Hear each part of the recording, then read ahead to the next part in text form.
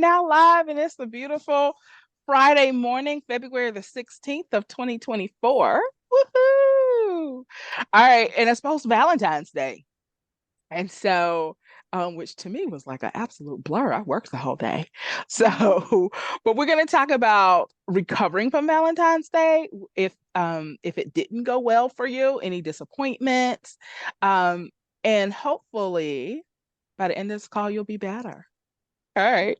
So check in, everybody, how you're doing. And if Valentine's Day was an utter disappointment, what would you be telling your clients? If you had a client sitting in front of you saying it was horrible, what would you be saying? All right, let's start with Jessica Reynard. Sure. I'm doing well. I gave a lovely Valentine's Day to my daughter. So yes. I think also to just kind of keep in mind that these are disappointments, like if your anniversary didn't go well, if Christmas didn't go well. Mhm. So like we are post Valentine's Day, but I think these things can be applicable to any time we Yeah. had some expectations that did not get met. Yes. And I specifically use the word expectations because if you did have expectations and they Yeah. weren't communicated with your Yeah. partner, that is your first mistake. So, like, I hate to put the disappointment back on you, but like, Yeah. how well did you communicate this? Like, Mm-hmm. how well did you communicate your expectations and Mm-hmm. what you were wanting? Because ultimately, communication is really the first step. So, Yes. Oh, wow. Thank you so much. All right, Mary Hannah. Yes. Totally echo all of that. I love the bring up the fact that like our clients cope with unmet expectations all the time. So how do they cope with that? How can they use those same Yeah. strengths here? I think also what I would do for my clients is really help pick through what exactly happened. Like what comes to mind is I had some clients this week that experienced some disappointment and there was a lot of hurt and it was a really vulnerable situation. But then once we actually picked through it, it was actually just one thing totally detached from like the personal vulnerable things going on that was like, oh, if the approach had been different, then all of this would have been fine. Yeah. And we can tend to have so many personal things attached to what's going on around Valentine's Day, around sex, that it can get really tangled up easily when it's like, okay, what actually happened? What actually would have worked well? And the differences are not so personal as what actually happened, if that makes any sense. Really? Oh, that's so good. All right, Taj. And Taj, you have new hair too. You have a new hair I color. do. Okay. I do. Y'all didn't give me a Jessica the memo. Very random. Okay. Just Super Bowl Sunday. I said, let's dye our hair. Anyway, I I would say I second that, but I third that. Is that a thing? Is that Yeah. I mean, everything that everyone has said, I 1000% agree with. I would just, if my client came to me disappointed, I would just ask a lot of questions about, why? Like what disappointed you and why was that disappointing? And did you come like Jessica and Mary Hannah said, did you communicate what your expectations were? Or did your partner know that Valentine's Day was important to you? Or I would ask all of those questions. And then I guess I would bring it back to making sure that you are taking care of you. So like you wanted all of these things, but you put all the pressure on somebody else to give it to you. So you set yourself up for disappointment from go, basically. Because this other person, you could have been with your partner for 20 years and they still may not know exactly what you wanted because nobody can read minds. So it's just like, if you really truly wanted a romantic Valentine's Day, then you should have set yourself up a romantic Valentine's Day, or at least communicate that to your partner so that y'all could work together to give you the Valentine's Day that you're actually looking for. So yeah. I think I just remember hearing in my 20s, and I get it now. In my 20s, I didn't get it. So many men were like, but I do all of these things every day. Why doesn't that count? Like Mm-hmm. if I'm coming home every night, if I'm going to work every day, if I'm treating you with respect, if, I remember to pick up your favorite candy bar about once a month, why does it have to boil Mm-hmm. down to this one day? And I think that's a good question for a lot of people. If you got disappointed, why does it boil down like to this one day? And there's so much hurt around, but you Mm-hmm. didn't give me a dozen roses sent to my job. Like, okay. All right, Is Jessica. that Right. All right. Yes. And then So I'll come back to you, Taj. yeah, I think it really comes back to what wounds have not been healed from previous Mm. relationships. I Oh, mean, are you still disappointed that you didn't get balloons on Valentine's Day from your parents? Like, yes. wow. right? Yeah. Yeah. Like, Yeah. where are those wounds? Where are those, like, Mm-hmm.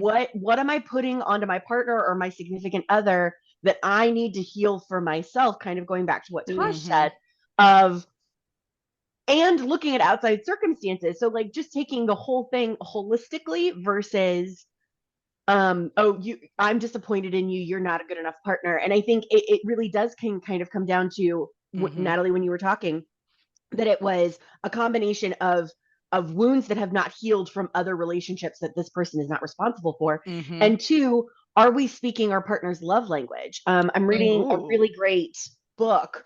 It's not me, it's you. And it's two Yeah. therapists that are dating each other. And his love language is words of affirmation. He wants to hear those. So he's really great at Mm-hmm. notes. And his Mm-hmm. partner is like, nope, I don't care. Yeah. And hers is acts of Mm-hmm. Acts of service. service. Yeah, and so like he fished her earring out of the sink and she was glowing for days. And he's like, that was like nothing. And he's like, uh-huh, but it was to her, you Right. know. So it doesn't matter if you're getting a candy bar and their thing is not gifts Mm-hmm. or acts of service, Mm-hmm. then they're not going to be reading it wrong. Yeah. Yeah. I would also love, I'm sorry, Taj, I said you were gonna go next. I Oh, just but jumped say in. what you was gonna say.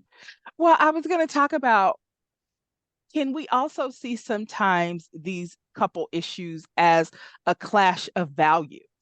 If Mm-hmm. I value showing up in consistency and you value really honoring all of the holidays, like you're just a holiday person. So it doesn't matter whether it's Valentine's Day, St. Patrick's Day, President's Day, Easter, like, are a holiday person, and that's not your partner, just kind of, can we see it as like, wow, our values don't match in this area? And then have a Mm-hmm. conversation Mm, on, as a couple, what are we choosing to value? Okay. Yeah. Which mhm. may look like, okay, I can't get with you on valuing Valentine's Day. Like, we're still recovering from Christmas holidays. Like, but I'm all there for you for Easter. I have it. But having those conversations about, as a couple, what do we value? Which usually means, where does our time and money go? And then we can have a conversations on, okay, if this is our value, what are our expectations around how this value is represented Mm, in our relationships, you know? Mm-hmm. And so if we have a couple that's valuing their kids' education, then it might be, hey, we don't spend any extra money on any commercial holidays whatsoever, so that all that money can go into kids' education. But really having those conversations. And yeah, I think that's more for a married couple, but even as a dating couple, you probably need to look at, what are their values versus my values? What Mm-hmm. are their ideas about holidays, especially the smaller ones like Valentine's Day, as opposed to my ideas? And so I think every one of us have said, communicate, communicate, communicate. And I still feel like we have couples come in every day who don't communicate. All right, Taj, you have the floor. Um, so I think that the societal pressure that Valentine's Day Mm-hmm. puts on girls and women especially is what makes it so difficult. Honestly, because like I'm just Yeah. thinking, like, we go from elementary school with like candy grams and Mm-hmm. the little cupid would come to your class and so and so got you a candygram, so and so, and it's just like I ain't getting no candygram. Yeah. You know, I didn't get Yeah. no balloon. I didn't, Yeah. and then don't let you have a crush on a boy and you really, really hoping he got you that candygram and he got you that balloon, and it turns out he gave it to somebody else and you just devastated for the whole day. Right. Yeah. And you know, it's this performative is, I think Mm-hmm. it's that aspect, the whole like Mm-hmm. I gotta have flowers delivered to my job so all my coworkers know that I have a person, right? Mm-hmm. And Mm-hmm. then that just goes back to the societal expectation for a woman to receive her value by having a partner. And so Yeah. that's why the men, I have yet to meet a man who cares about Valentine's Day. I have yet. I have yet to meet Right. him. Yeah. But I know so many women Mm-hmm. who care. Mm-hmm. And it just reminds me of how, like what I just said, our Yeah. value is determined by our relationship status. That's why we have Miss, Miss, and Miss, and they have Mr. It's like Oh, that's a good one. I never thought about that. yeah, it's Yeah. 3 different misses. And I even noticed since I got married, I like got low-key offended when somebody get like addressed me as the wrong miss. I said, I'm Mrs. Put that R. I'm a Mrs. now, right? And it's just like, why did that even why was that even Right. a thing? But it's Yeah. this societal like value that is put on a girl or Mm-hmm. a woman who is Mm-hmm. claimed, and they it's not Yeah. only being claimed, but it's that their partner is publicly showing affection.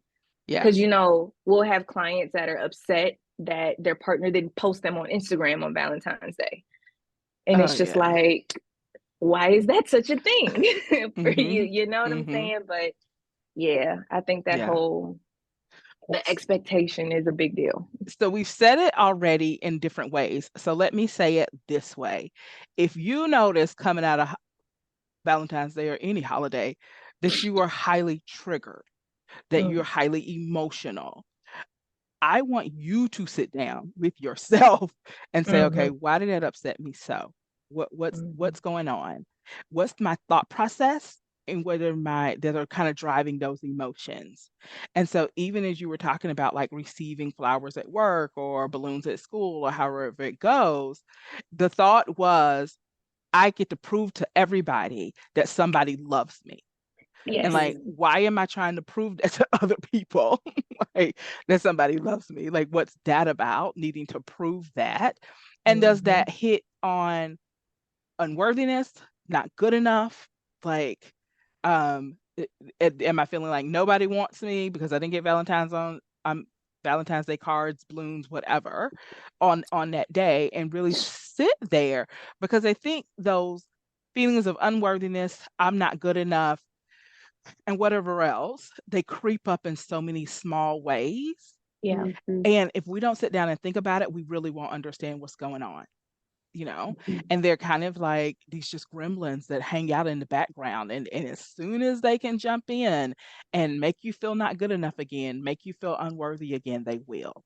And so Yeah. when you're feeling like emotionally and especially disappointed, let's just take a minute and do the deeper work Mhm. of Mhm. what's going on with me, that was my Mhm. reaction, you know. Mhm. Especially it's so funny when I sit with couples and they're after a disappointment and yet they'll also say, but I know my partner loves me, I know da da da da, I know da da da da. And it's just like, okay, go back and listen to yourself. You know your partner loves you, you know your partner cares for you, and yet this thing hurt you terribly and was disappointing to you. Right.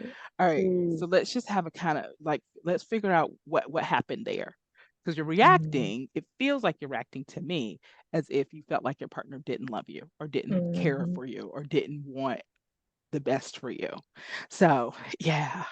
Okay, what else is coming Mm. up, Mary Hannah? You haven't said anything for a little while. Yeah. Well, I also think like that just is where self-soothing and that tool of self-soothing can Mm, just come such in handy, yeah. right? Like, and it's something that seems really simple on the surface, but Mm-hmm. there's such power to acknowledging what you're experiencing to yourself, even like verbally alone. Like, Yeah. don't try to just shove it away because you feel Yeah. like you shouldn't be feeling Mm-hmm. it. Like, just say, like, I'm really upset right now. Okay. Mhm. and like allow yourself to sit in Mm-hmm. that, you know, Mm-hmm. and sit in that discomfort, and slowly kind of see where it leads, you know. Like, of Mm. course there's some of the classic things like journaling and whatnot. The new iPhone update added like a journal app that you can like go in and do now. Mm-hmm. Not just pushing it down, Yeah. right? it's Yeah. it's the classic uh it's the classic like beach ball that you put Yeah. under the water. You can hold it there for a little bit, y'all, But it's gonna but come back eventually up. it is going to pop back up bigger than ever.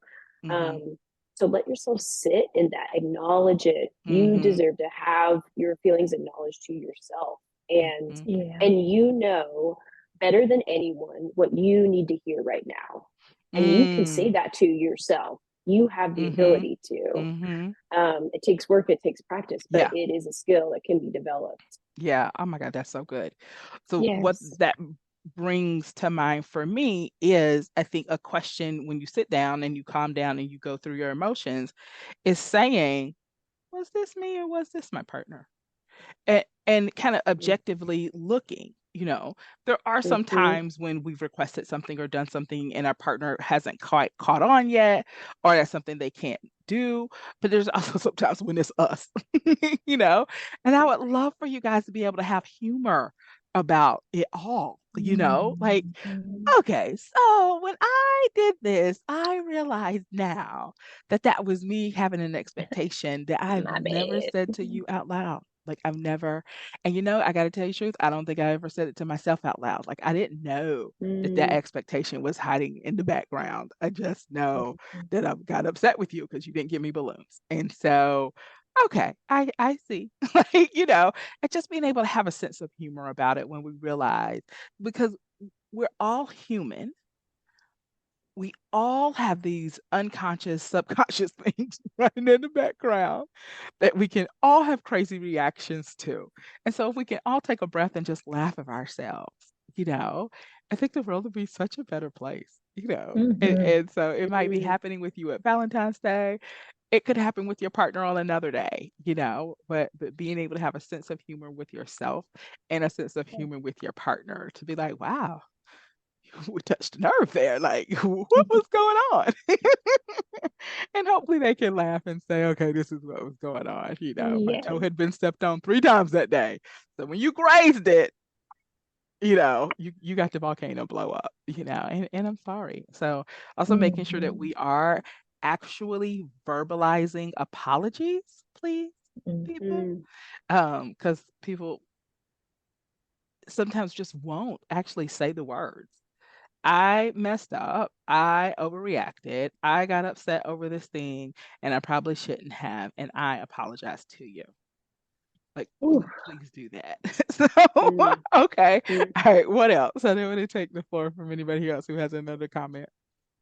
Yeah, just kind of as you were talking, what came up for me was like intention versus impact. Mm, And checking in with your partner, like what were your intentions? yeah. Like non-judgmental, not like, Mm-hmm. well, what did you think was going to happen? But like, Mm-hmm. what were you intending? Yeah. What did Yeah. you want to happen? Yeah. And Yeah. getting their input on that, and then like, okay, this is how it impacted me, because Yeah. we can't control impact, but we can at least be curious about intention. Mm-hmm. That's so good. And so one of my supervisors has a term or a phrase that he likes to give couples, which is so good. And it's like, get curious, not furious. Get like, Mhm. Mm. what happened? Mm-hmm. What's going on there? What just kind of what was your line of thinking? Um, and learn from our partners about their line of thinking. And so they are Mhm. not Mm-hmm. gonna think like we think. They are, even if it's the same sex, even if it was the same sex and somehow y'all grew up next to each other, went to the same elementary, high school, and everything, they're They're not gonna different. think like you think. There's life differences and experiences affect the way we think. And so kind of get real curious about how your partner's thinking, like Jessica said, with no judgment. And then I think you're gonna save yourself a lot of grief in the future where you can be like, yeah, I've had enough experience to know with my partner that what I'm thinking is not what they're thinking, or how it impacted me Mhm. was not their intention. Um, and I think, oh, that's so good of just knowing, because I think I work with a lot of couples when things have happened and blown up, and they're like, but that wasn't my intention. And so intentions don't get heard as often. So, okay. Mm-hmm. All Yeah. right. And too, like even going along with that, like gentle startups, like if you're gonna ask what your partner is Oh, thinking or what good. their intention was, you have to do it gently and openly, Mm-hmm. and it can be easy to get caught up in the impatience and the Yeah. anxiousness and the fear Yeah. of what your partner's thinking or if they're upset at you. But it is so important to not be, well, what is it? What are you thinking? It's to be like, okay, I'm experiencing a lot of emotions right now, but I really want to ask you what was going through your mind. Yeah. Like that gentle startup. Imagine the difference in someone asking you those Yeah. questions, Yeah. how it would Right. affect the way you would want to respond. Yeah. Right. Oh my God, that's so good. I believe Mhm. if we could get all of our couples to do gentle startups, our caseload would like what decrease by 50%. Not just couples, everybody, child. Every That's very, very true. every That's very true. relationship in Every general needs a conversation with gentle anybody you're in relationship with would be it better needs from a a gentle gentle start. startup. Yeah, gentle startup. Yeah, and making sure we're starting from that principle of this person is trying their best. This person loves. Hmm. And if it's like a work situation, you don't have to do this person loves me, but can we go? This person's trying their best, and let me be neutral about how they're thinking. Let's just be neutral. Because I think sometimes we have a filter, which like they're just trying to kill me because they can't stand me and they want me fired. And so if you go into it with that thought process, then your reactions are going to be that way. So, Jessica, you were going to say, Oh, it reminded me of like what can you control and what you can't control. And I think Mm-hmm. figuring out, even in the execution of Mhm. maybe Valentine's Day ended up being a huge project come due, and a lot of those things were outside of your control, and Yeah, you really needed to be there for whatever that looked like. So, yeah, like, what was in their control? What did they manage in their control? And what was yeah, outside of their control? yeah. Traffic, not having finances, Right? your favorite restaurant being booked. I mean, there's so Yes, many things. yes. It's so funny you say that because I've heard that. Mhm. I've heard all three of those things this week. Really? Valentine's Day traffic is a bitch. Like, I wouldn't be out there. And then it hit in the middle of the week, like, so terrible and Mm-hmm. crazy. So, okay. All right, last thoughts on what you want clients to know. Mm. Any last My thoughts? thought would be setting each other up and yourself up for success, as Yeah. opposed to, which goes all the way back to like communication, right?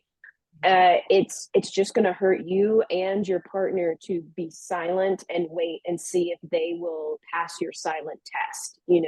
Let's Ooh, set each other up for success the best yeah. way that we can. Mm-hmm. That's Mm-hmm. good. That's really, really good. Oh my God, that's so good.